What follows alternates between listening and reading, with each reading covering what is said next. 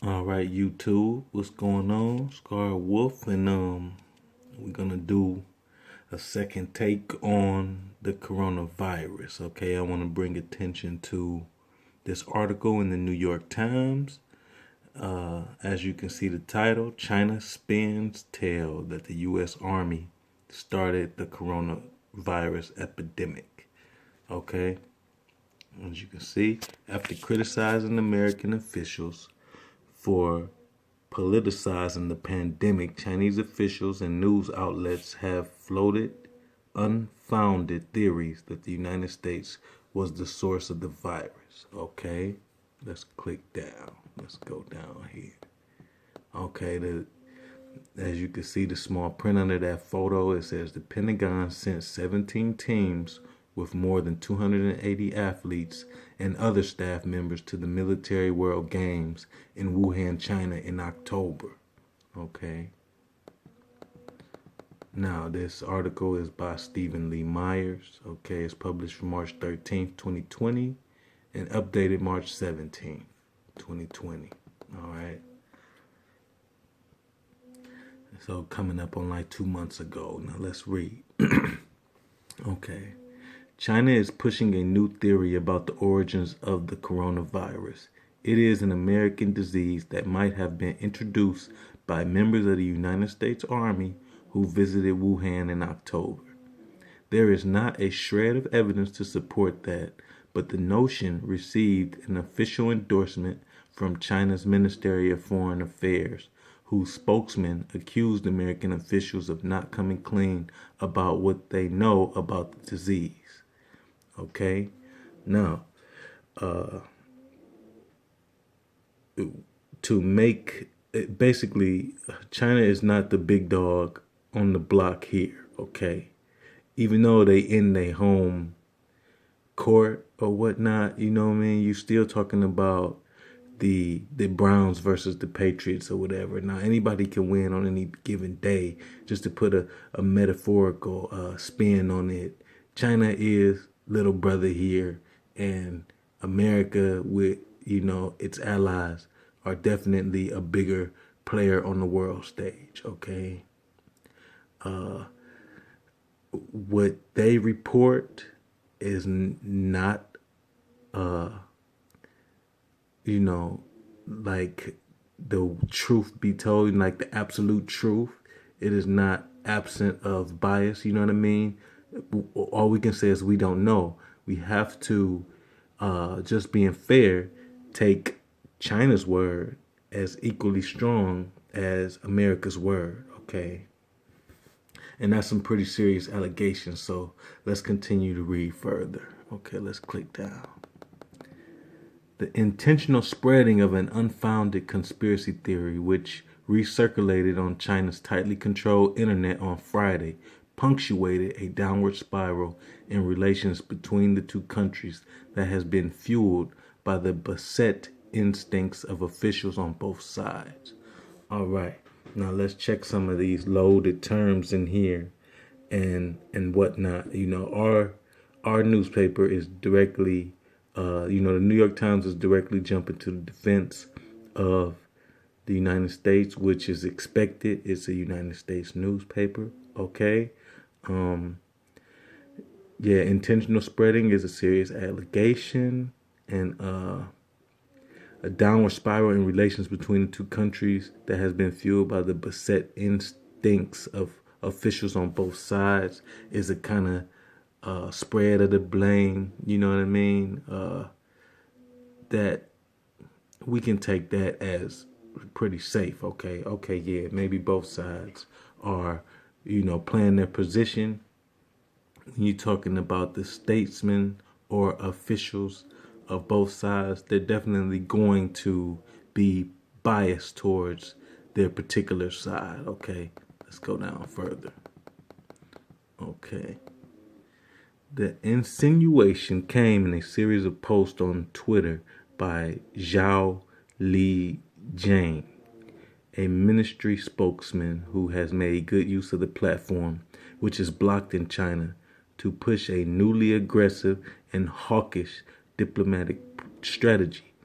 it is most likely intended to deflect attention from China's own missteps in the early weeks of the epidemic by sowing confusion or at least uncertainty at home and abroad. Well, now let's digest what we just read, okay? Because it's kind of loaded, you know. This little paragraph is kind of loaded. Insinuation came in a series of posts. They offer us the knowledge that Twitter is blocked in China, okay? I don't think that have anything to do with the actual information here. That's slighted at China. But let's continue as far as a newly aggressive and hawkish diplomatic strategy. Okay, and China's own missteps. The last I heard, they're recovering quicker than us. I mean, again, I'm a little biased towards the underdog, so to speak, or towards China. But let's continue. Okay, let's continue. Mr. Zhao's post appeared to be a retort to similarly unsubstantiated theories about the origins of the outbreak that have spread in the United States. Senior officials there have called the epidemic the Wuhan virus, and at least one senator hinted darkly, wow, that the epidemic began with the leak of a Chinese biological weapon. Oh, now, for this, my people, what I would like to point out is I kind of smell this one coming, okay? Similar to 9/11 in the same fashion of we're all together. I know you've been hearing a lot of that we're all together stuff that just bring back memories of 9/11 to me. I warn of a misdirection where you have China involved. North Korea's Kim Jong-un was mentioned in a news story about him being ill or whatnot. Now, if China and North Korea end up being this season's Afghanistan and Iraq, not to mention Pakistan or what have you, I don't say I didn't tell you so. Okay, it is coming on towards the season of war, even though we have pretty much continuous war with the legislation passed on the fight against terror, the fight against drugs, and the ongoing quest to bring democracy, quote unquote democracy, to the whole world. Mind you, in the grasp of the Western powers is quite bittersweet, man. It's quite bittersweet. We can't rule out its pluses and advantages, especially to the elite class of the West. But at the same time, it does strip certain authority from the native people in said area, whether it be China, whether it be Iraq, whether it be in Latin America. Usually we have a track record of taking control of these places and installing capitalistic, democratically friendly governments. Okay, this is just how it is. I'm not anti-American. I am American, and I don't want people to get the wrong idea when you call a spade, okay? Maybe,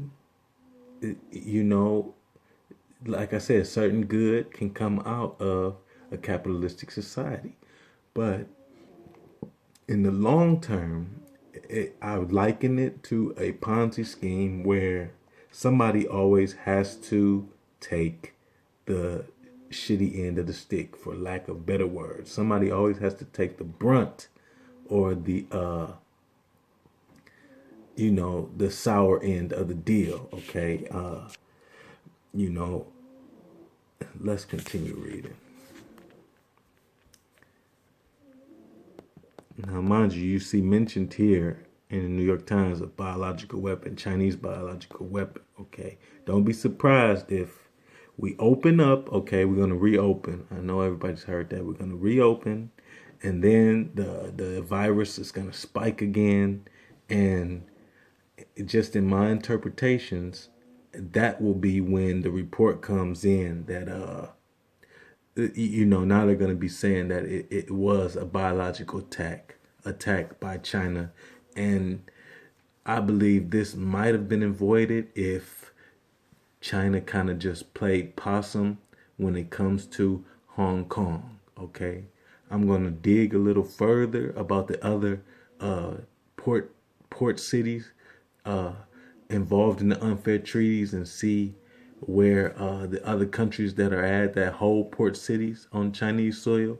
Um, but this is the direction of this video here. Okay, let's read this paragraph here. The conspiracy theories are a new low front in what they clearly perceive as a global competition over the narrative of the crisis, said Julian B. Gerwitz, a scholar at the Weatherhead Center for International Affairs at Harvard. Okay. Everybody knows that Harvard produces a lot of upper echelon officials as far as government is concerned. And I want to say, at least I know Yale is home of the Skull and Bones. I'm not sure what affiliate or equivalent to like a secret society that Harvard alumni would be a part of. But anyway, let's continue. There are a few Chinese officials who appear to have gone to the Donald J. Trump School of Diplomacy. Oh, if that's not a slight, okay. We see how the media handles Donald Trump, which, I mean, at the end of the day, Trump is in the hands of his backers, and his backers we would truly never single out because that's just how the Ponzi scheme works, okay. I liken it to the presidency. Forgive me for saying so, but it's basically just the manager. Okay, there's a manager, and certain managers up under him, shift manager or what have you, and then maybe a scheduling manager. Well, that's a shift manager, but then there's an owner. Okay, then there's an owner, and if you want to even go further, then you got corporate. Then you have whoever the major stockholder basically is the true owner, which you will probably never find when it comes to globalization. You're not gonna finger the guy or a group of guys because they're so removed from all of the happenings, all of the action. Okay, and if you were them, you wouldn't have it any other way. Let's continue. Okay, there are a few Chinese officials who appear to have gone to the Donald J. Trump School of Diplomacy, added Mr. Gerwitz, who recently published a paper on China's handling of the AIDS epidemic after a similar disinformation campaign. Okay, this small cadre of high-volume Chinese officials don't seem to realize that peddling conspiracy theories is totally self-defeating for China at a moment when it wants to be seen as a positive contributor around the world. A positive contributor to what, I want to ask? A positive contributor to what? Western domination of the world? Okay? Let's dissect this a little further and say peddling conspiracy theories. Mind you, if okay, I say if, okay, this is conjecture, but let's try this on. If our high officials released a biological weapon on China, the news would not know, okay? So at best you can call it, I mean, I don't know, conspiracy I guess fit, but it seems like anytime you try and connect dots that people don't want to be connected, you turn into a conspiracy theorist, and a lot of this stuff has merit. Okay, so conspiracy is thrown around stereotypically. All right, let's continue. The circulation of disinformation is not a new tactic for the Communist Party state. The United States in particular is often a foil of Chinese propaganda efforts. Last year, Beijing explicitly accused the American government of supporting public protests in Hong Kong in an effort to weaken the party's rule. Now, let's dive into this, okay? Let's dive into this. All right. If we can go back, we can go back. It's even a wiki link. Okay. It's even a wiki link on the number of Latin American countries and interventions that America has been involved in going back to like the 40s, I want to say. And in Latin America and in the Middle East, they have been heavily involved in the diplomatic, in the political process of other countries. Okay. I'm sure a lot of people are very aware of the fact that the CIA trained Saddam, the CIA trained Bin Laden, and this is stuff I'm getting just from like general information sources. I don't even think it's denied, these 2 points I'm making as far as Bin Laden and Saddam are concerned. The CIA backed Noriega when he took out his predecessor, okay? And then when he found himself on bad terms with the United States, then they came for his head as well, okay? Same thing with Saddam. Saddam took out tried to take out his predecessor, and he was rewarded when the actual fall of that regime in Iraq took place. He stepped right in to fill the void as the basically man in charge dictator of Iraq. Okay.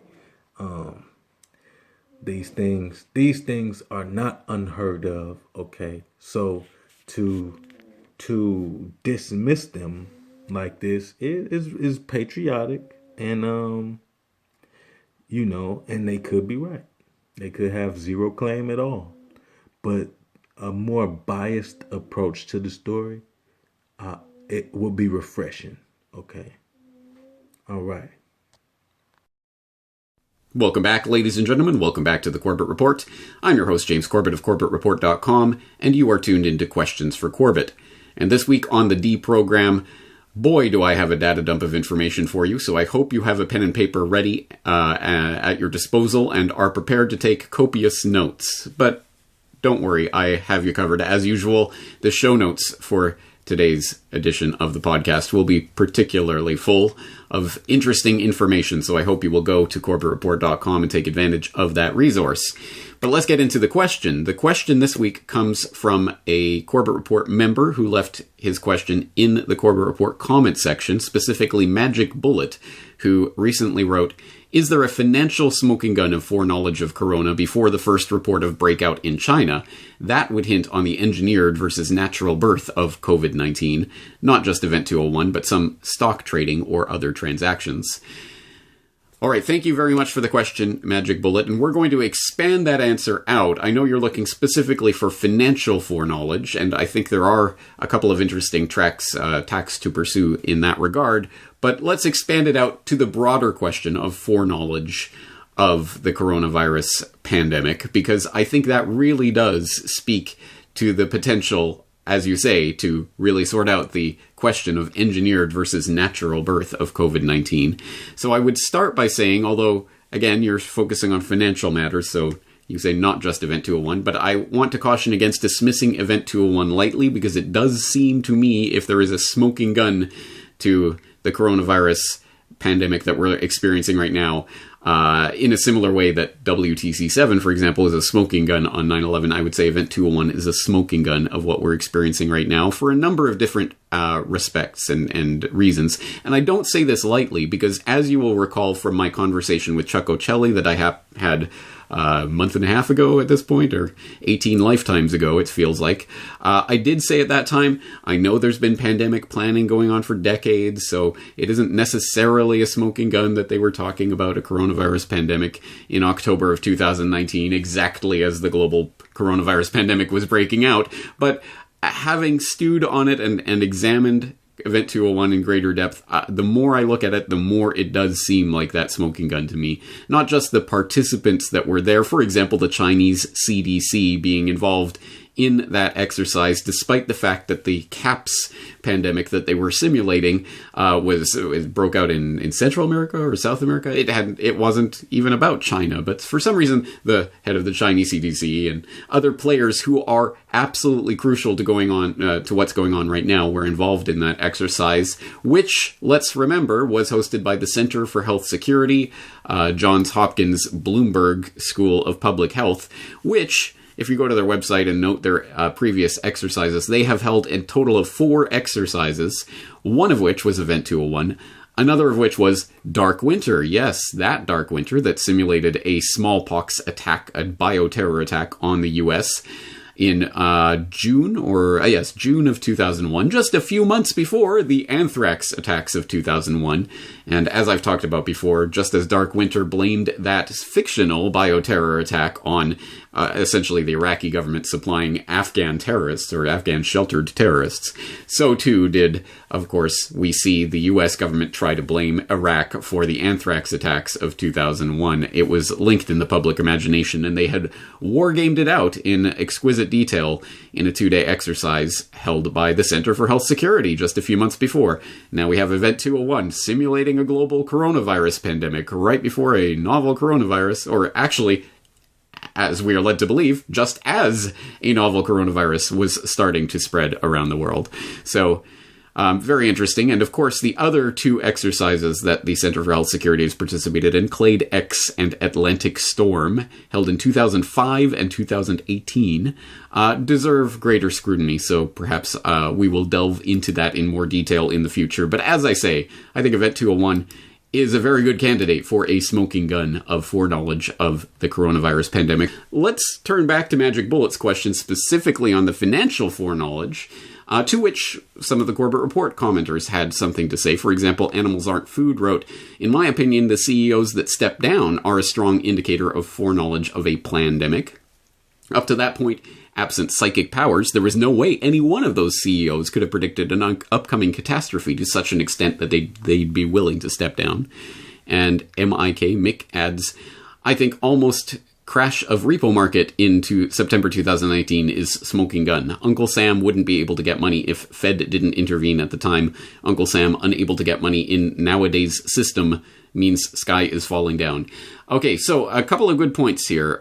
Firstly, yes, indeed, as Animals Aren't Food points out, there was an unprecedented number of CEOs resigning, not just in 2020, but in 2019. You don't have to step far out on a conspiracy theorist branch for that one. You can even go to NBC, which was reporting in November of 2019, why have more than 1,300 CEOs left their post in the past year, noting the absolutely unprecedented levels of CEOs' resignations that were taking place at that time throughout 2019. And that trend only accelerated from there. So by the time you get to February of 2020, you have CCN reporting CEOs quitting in record numbers could signal total stock market collapse. Well, here we are. Now, of course, part of that is past that window that we're talking about here, where clearly by January, February of 2020, it was quite obvious to people who were in positions to understand the global supply chain, etc., that a major economic disruption that could precipitate into complete stock market chaos and a global economic collapse, which is exactly what we're seeing, could play out. So you didn't exactly have to be psychic at that point, although obviously they were getting out when still there was relative calm. Oh, everything's okay, as we plunge into the Great Depression. But in 2019, certainly no one was expecting what is, well, I mean, people were expecting what is happening now. It's just not because of a globally spreading coronavirus pandemic, right? Right? Well, it's foreknowledge of some sort, I would say. The fact that an unprecedented number of CEOs were resigning last year, right before the Greatest Depression. But circumstantial at best. And again, case-by-case basis. Some of the resignations, I'm sure, were significant. Some of which were probably not significant.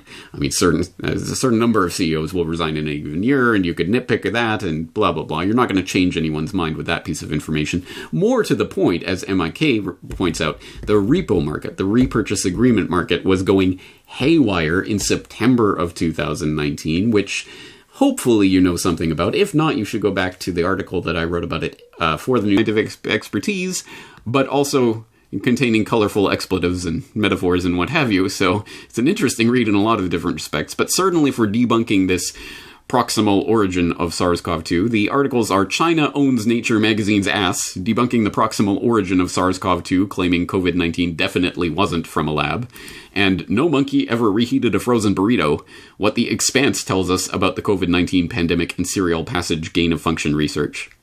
Which, despite the whimsical titles, I guarantee you are very detailed and very interesting articles with lots and lots of links and different sources that need to be investigated on this. But essentially, it does break down to the fact that the very scientists involved in this gain-of-function research, which other scientists have been ringing the alarm about, ringing the warning bell about, saying they're creating new non-natural threats in these laboratories, are now the very scientists that are coming out and saying, don't worry, this couldn't possibly have come from a laboratory.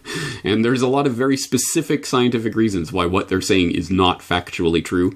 I will leave that to you to investigate further, and I'm sure we'll be circling around to this topic many times in the future. But this does certainly raise yet another question in the, was there foreknowledge of the pandemic question scenario? I mean, assuming there is a globally spreading novel coronavirus, the question of could scientists have possibly predicted it kind of gets superseded by the question of was it created in a laboratory? And there's certainly the reasons they say that couldn't possibly be true are debunked nonsense. The question of whether it is true, again, there needs to be a lot more research on that, but who are you going to turn to for the research? The people involved in the gain-of-function research, whose entire careers, everything they do and everything that they stand upon and their entire place in society rests on them not being the spreaders of some globally spreading supervirus, whatever you make of the novel coronavirus and the hype surrounding it at the moment. Anyway, it's an interesting question, but we should just add one other tiny piece to this puzzle. I'm sure it's not important, guys. Don't think too deeply about it, but we should note that original November 2015 study about the bat coronaviruses, SARS-like cluster of bat coronaviruses that kicked off all that controversy. We should note that Nature did have to append a little correction to that article after it was published. Namely, in the version of this article initially published online, the authors omitted to acknowledge a funding source. USAID EPT Predict funding from EcoHealth Alliance to ZLS. The error has been corrected for the print, PDF, and HTML versions of this article, and ZLS, of course, is Zhengli Shi, that Wuhan Institute of Virology researcher, who, yes, to make that explicit, was directly receiving funding from USAID Predict, i.e. the Predict system, which was shut down in late September of 2019, right before the novel coronavirus emerged, the very thing it had been set up to be the early warning for, and this funding was just omitted from that virus research when it was first published for some reason. There are so many different angles to this that it becomes overwhelming, but I think it's pretty safe to say that if you find anything of interest in all of these myriad different connections, then you're a crazy conspiracy theorist and must be shunned from society for not trusting the scientists. Which scientists? Oh, the ones that we tell you to trust. The ones that are being funded by these various agencies. And again, the craziness upon craziness upon craziness just continues to pile up. And there's... All right, YouTube, we at Wikipedia. And what we're going to do is take a look at this list of Chinese spies list of Chinese spy cases in the U.S. All right, okay. As you can see, the list starts from oldest to newest. Larry Wu Tai Shin being the oldest case, and then all the way down to the dude who got caught, I think, in like January, that Shu Hua Edward Ping. Okay, so let's go ahead and read a little bit about Larry real quick, y'all. Okay, now, you know, please let's keep in mind that all of this stuff is subject to political bias, but let's continue.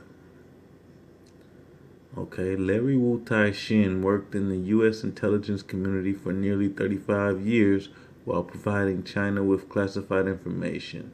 Shin was recruited as a spy by a Chinese communist official in 1948, an interpreter at the U.S. consulate in Shanghai. He was later hired by the CIA's Foreign Broadcast Information Service. After he became an American citizen in 1965, he was transferred to Arlington, Virginia, where he had access to reports from intelligence agents abroad and translations of documents acquired by CIA officers in China. Shin sold classified national intelligence estimates pertaining to China and Southeast Asia to China, enabling the country to discover weaknesses in its intelligence agencies and compromise U.S. intelligence activities in the region. He provided sensitive information about Richard Nixon's plans for normalizing relations with China 2 years before the president visited the country. In February 1986, Shin was convicted of 17 counts of espionage, conspiracy, and tax evasion, but committed suicide before he could be sentenced. Wow, that's almost 40 years. Okay. All right. Well, let's just say for 20 years, he actually was acting as a double agent. All right. He worked in the U.S. intelligence community for 35 years, and he became an American citizen in 65. You know, so that was like 20 years before he committed suicide, which means he earned that trust or whatever for those 10 years prior to 65 when he became an American citizen. And the thing, I guess, with Mr. Larry Wu Tai Shin allegedly is that he was working for the Chinese government. He got approached by the CIA to be a double agent, basically, but he turned into like a triple agent. And when I say triple, I mean working for one government and pretending to work for a second government when actually you're still working for the same old government or what have you, okay? Or working for one government pretending to spy on the second government when in actuality you really are spying on the first government, okay? The triple agent, right? Let's go. Let's continue with Glenn Duffy Shriver, all right? Glenn Duffy Shriver was born November 23rd, 1981 in Henrico County, Virginia. He attended Grand Valley State University in Allendale, Michigan. In 2001, he took part in a 45-day summer study program in Shanghai, China. He subsequently spent his junior year at East China Normal University, also in Shanghai. After graduating from GVSU in 2004 with a bachelor's in international relations, Shriver returned to Shanghai to work and to study the Chinese language, in which he eventually became proficient. He had a few acting jobs in the Chinese film industry. In about 2004, Shriver answered an ad to write a paper about U.S.-China relations with regard to Taiwan and North Korea. A Chinese woman calling herself Amanda praised his paper and paid him $120. This was a type of low-key initial approach, and common while recruiting intelligence operatives. Amanda eventually introduced Shriver to a Mr. Wu and a Mr. Wang. Amanda, Wu, and Wang, all operatives of the Chinese Ministry of State Security, encouraged him to apply for jobs with the United States government or law enforcement rather than the more common approach of recruiting an existing agent. Soon they told him they were interested in obtaining classified material and paid him $10,000 to take the United States Foreign Service exam in Shanghai in 2005. Though he failed to pass, he was paid $20,000 for a second attempt at the exam in 2006, which also failed. Shriver next applied for a position as a clandestine officer with the National Clandestine Service Branch of the Central Intelligence Agency. Wow. In 2007, this time he requested and received payment of $40,000 from the Chinese. He took the money to the United States but failed to report it as required by law.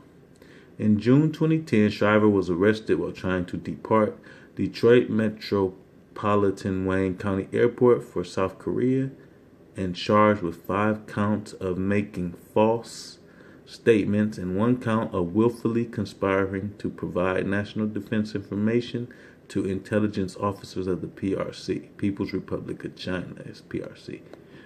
He was denied bail and prosecuted by Stephen M. Campbell, a United States attorney in Alexandria, Virginia.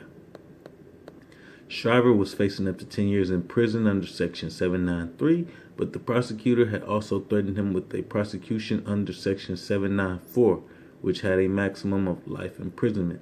Shriver pleaded guilty in October 2010 to 1 count of conspiracy to commit unlawful conveyance of national defense information as part of a plea bargain, which included a full debriefing and polygraph test.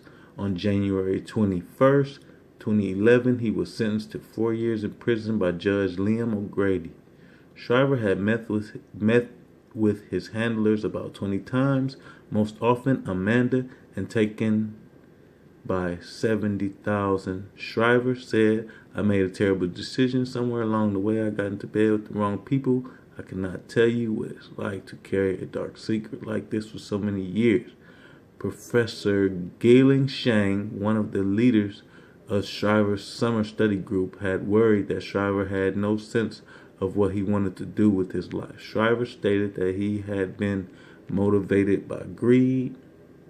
He served his sentence at the Federal Correctional Institution near Elkton, Ohio, with Kim saying she would wait for him. Shriver was released from federal prison in late 2013. Shriver's experience was dramatized in the short film Game of Pawns, produced by the Counterintelligence Unit of the FBI and released online in April 2014. One of the film's goals was to warn students of dangers in China. It featured the actor Joshua Murray as Shriver. We're going to have to check that out, YouTube. Now, let's go down here to check out Katrina Leung. I think that's how you pronounce that. I could be wrong, but okay. Let's read on Katrina. Okay, in 1982, FBI Special Agent James Smith recruited Katrina Leung, a 28-year-old Chinese immigrant, to work in Chinese counterintelligence. Leung, a prominent business consultant, was valued for her contacts with high-level Chinese officials. Smith and Leung became involved in a sexual relationship lasting nearly 2 decades. At this time, Smith made classified documents available to Leung. She copied them, providing China with information on nuclear, military, and political issues. Another FBI agent, William Cleveland, also became sexually involved with Leung.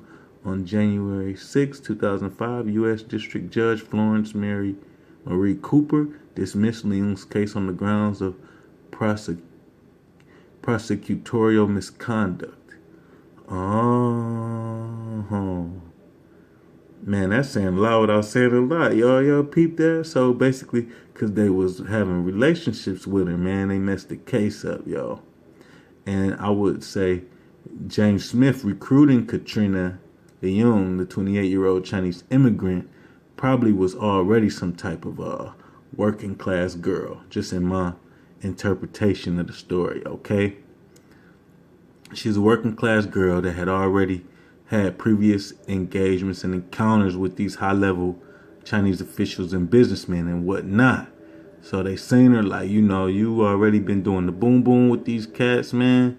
You can, you know what I mean, go right in there and get us information, you know what I'm saying? So they tried to get her for, you know what I mean, to do that, and it ended up backfiring because basically she stayed true to her roots and didn't betray her country. Okay, let's continue with Peter Lee. Let's read about Peter Lee right here. I don't know why he in red, but Lee, a physicist born in China who worked at the Los Alamos National Laboratory and later for TRW Inc., pleaded guilty to lying on security clearance forms and passing classified national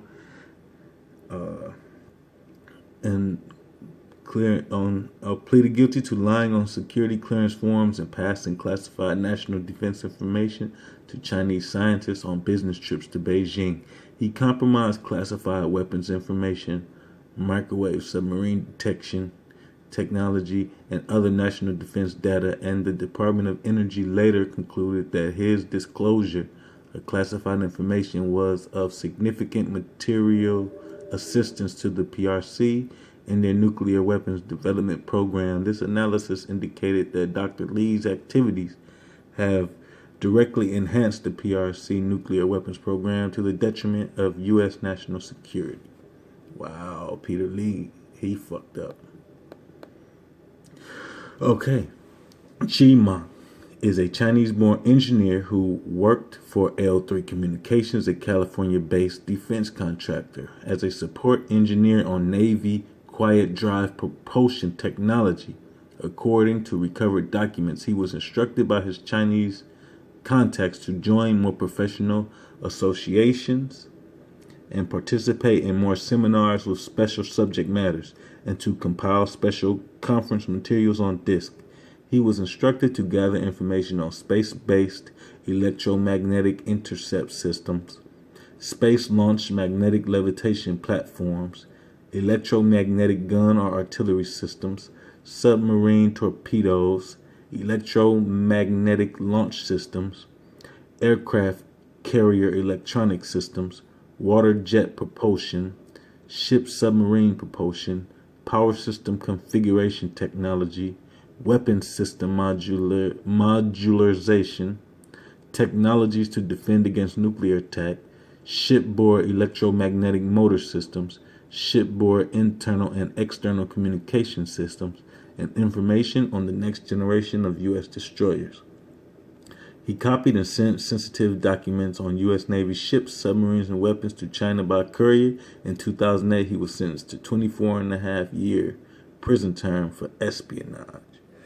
Now, just a quick note, you have to take into consideration misinformation or disinformation. I don't know if I'm saying I don't know if I'm wording it properly, because one means,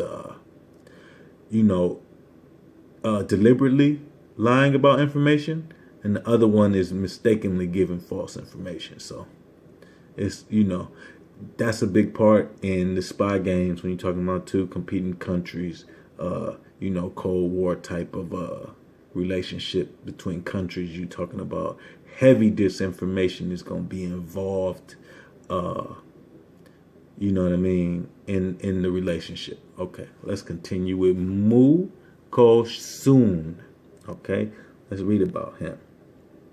In May 2006, Ko-soon Bill Mu pleaded guilty to being a covert agent of China. Mu attempted to purchase United States military equipment to send to China when he was arrested by undercover United States agents. Some of the equipment included an F-16 fighter jet engine, an AGM-129A cruise missile, UH-60 Black Hawk helicopter engines, and AIM-120 air-to-air missiles. Okay, that was quick. And now another thing I would like to point out is that some of these can be like hollow cases, that are used to gain support and bring significance to just a predisposition of, we need to beef up in South China Sea because look, China's spying on us, they're trying to get this information or what have you. You know what I mean? That kind of scenario is definitely into play here, and also could be working and playing out in the exact opposite overseas, in the Far East. So again, we're talking about a common tool in the whole spy versus spy type of deal. Okay, now let's read on Wen Ho Lee. Okay. Wen Ho Lee is a Taiwanese American scientist who worked for the University of California at the Los Alamos National Laboratory. That's the second time we heard of this place. So let's assume that Los Alamos National Laboratory is a place where is a place with connections to the intelligence agency. Okay, let's continue. He created simulations of nuclear explosions for the purpose of scientific inquiry and to improve the safety and reliability of the U.S. nuclear arsenal. In December of 1999, a federal grand jury indicted him of stealing secrets about the arsenal for China. This could be one of those misinformation cases, but let's take it at face value, tentatively. After federal investigators could not prove the initial accusations, the government conducted a separate investigation. It could only charge Lee with improper handling of restricted data, part of the original 59-count indictment to which he pleaded guilty as part of a plea bargain. In June of 2006, Lee received $1.6 million from the federal government and 5 media organizations as partial settlement of a civil suit he filed against them for leaking his name to the press before charges were filed against him.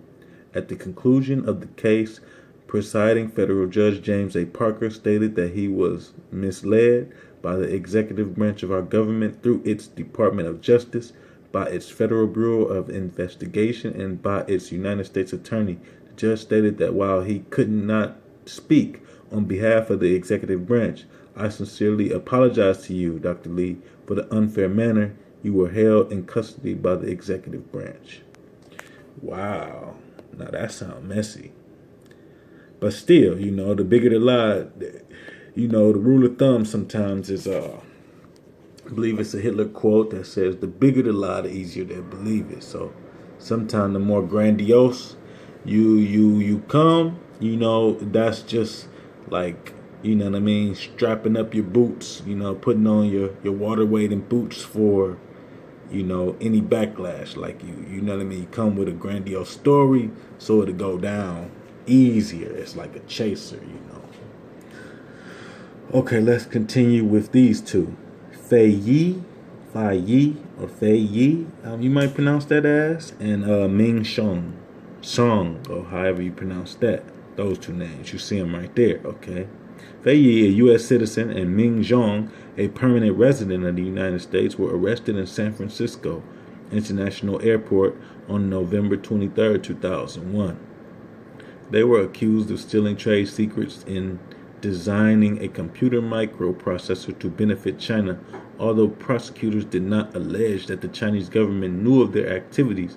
In December 2002, they were charged with a total of 10 counts, including conspiracy, economic espionage, which is a vague term when I dug into that. It's basically sending you in circles. You get dizzy after reading that, what economic espionage is. It's like a whole bunch of nothing, yo. Possession of stolen trade secrets and foreign transportation of stolen property. In 2006, 5 years after their arrest, they pleaded guilty to 2 counts each of economic espionage. In 2008, they were sentenced to a year in prison. The maximum sentence is 30 years. However, prosecutors asked for less because of their cooperation. The case resulted in the first convictions under the Economic Espionage Act of '96. See, that's a whole new thing, economic espionage. And to me, when I read about it, just real quickly, when I read up on economic espionage, it basically is like it's like a common business practice today. When if you find out somebody's secret to success, you copy it in the least outright boldest way possible. Like, you know what I mean? You try not make it as deliberate. You change this, change that. I mean, today in the U.S. they could say you almost like the same pill, just they can't call it the same thing, and what have you. So, I mean, all this economic espionage, it just seems like I don't know. But again, I think this cross into like maritime law and international law, which I am not versed in. I really have the slightest idea about, you know what I mean, that realm. So I'm going to just stick to my guns of speculation and say it really don't make a lot of sense, but it make a lot of sense to those involved, okay? The big guns out here. Now let's continue. All right. Okay, let's Lanley and Yuffie G. Okay, let's read them. In 2007, two Silicon Valley engineers, Lan Li and Yuffie G, were charged with economic espionage for stealing microchip designs from NetLogic Microsystems for the benefit of the Chinese military, the People's Liberation Army. Their indictment stated that the two formed a company named SICO Microsystems Inc. to facilitate the alleged theft with the possible involvement of the Chinese government. The criminal trial started in October 2009 while prosecutors promised the jurors a treasure trove of evidence against the traitors and spies. The defense stated the two just wanted to start their own company with their own ideas. After a month-long trial, a federal jury acquitted the two defendants on 2 counts and were leaning towards acquitting the two by a vote of 9-3 on 2 most serious counts of economic espionage. Jurors said the U.S. government failed to prove the NetLogic data was even a trade secret and much less aimed to benefit China. On October 27, 2010, after years of ordeal, the indictment against Lee and G was dismissed in its entirety. Oh, what a win. By U.S. District Judge James Ware. During jury selection, the U.S. government attempted to remove the sole Chinese-American juror named Yu Guang, but the defense successfully argued that he was targeted because of his racial background. Ooh, they tried to take the gloves off in that little spat, right? Now, let's go down here to Greg Bergenson and Tai-Shin Kuo. Okay? All right. In 2008, Greg William Bergenson was a weapons systems policy analyst for the United States Defense Security Cooperation Agency, a director of C4ISR programs. He was found guilty of spying for the People's Republic of China, a resident of Alexandria, Virginia. He sold classified defense information to Tai Kuo, a naturalized citizen originally from Taiwan, who was a New Orleans furniture salesman. Kuo convinced Bergenson that the information would be given to Taiwan, but then forwarded the information to the PRC government. Kuo allegedly handed the information to Ying Xing Kang, a lawful resident alien also living in New Orleans. Kang, in turn, allegedly gave the information to a spy for the Chinese government. Bergenson was sentenced to 57 months in prison, and Kuo received 16 years in prison. Damn, he snitched on him. Okay. And still got 57 months. That's what they say, though. They could have spit that nigga right back out the other end of the jail, because once they're in jail and the press don't cover it, man, who's to say what happened, yo? You know what I mean? This, that happened.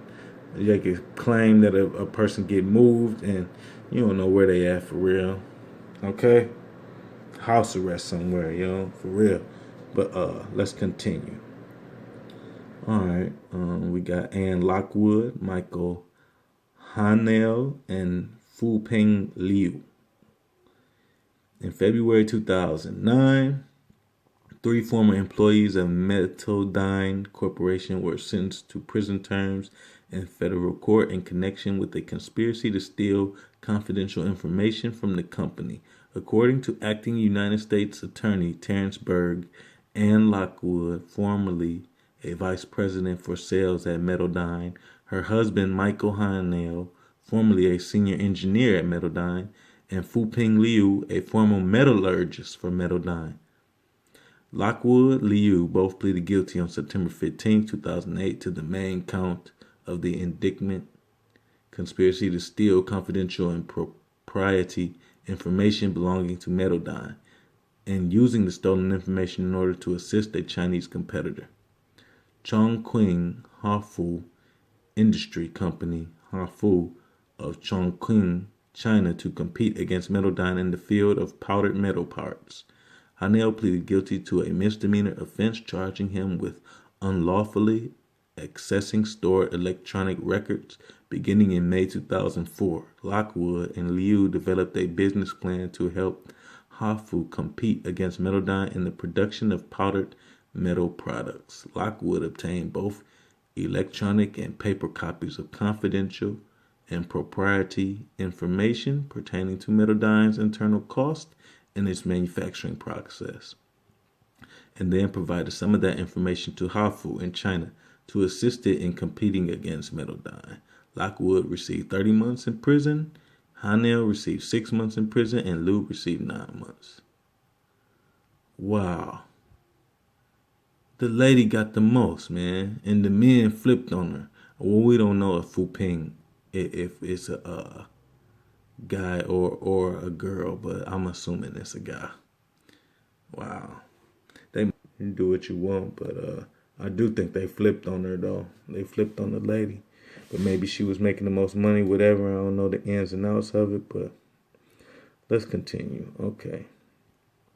Brian Underwood, a former civilian guard at a U.S. consulate compound under construction in Guangzhou, China, was sentenced on March 5, 2013 to 9 years in prison in connection with his efforts to sell for personal financial gain classified photographs, information, and access related to the U.S. consulate to China's Ministry of State Security.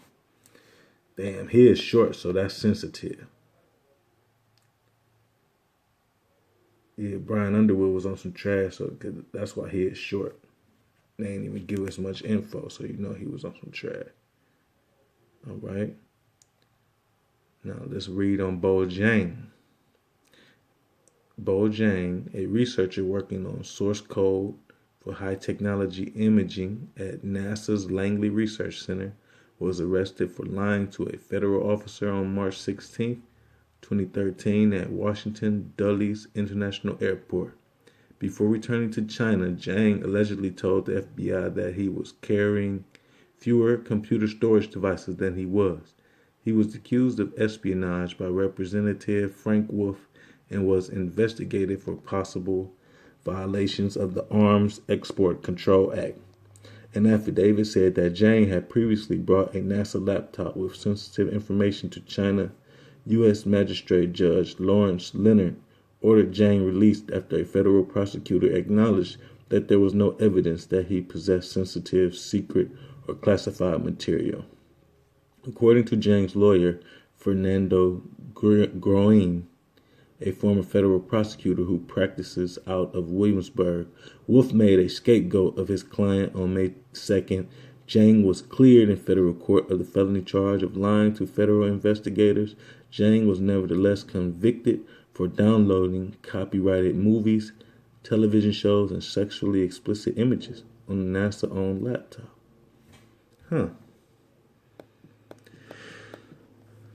No, it's something struck me about this Beijing story. It's like he might be a double agent the other way. You know what I mean? So they had to do this to clear him up and make him look good. Like you know what I mean? Like, look, we was gonna get him and send him to jail, because he was working for y'all when he really wasn't. So I don't know. I just get that feeling on him. All right, so I don't know if I'm gonna cover all of these right now, y'all. We left off on Bojang, so we got this guy Hua Junjiao to go, and I'll do that in another segment. So that's it for now.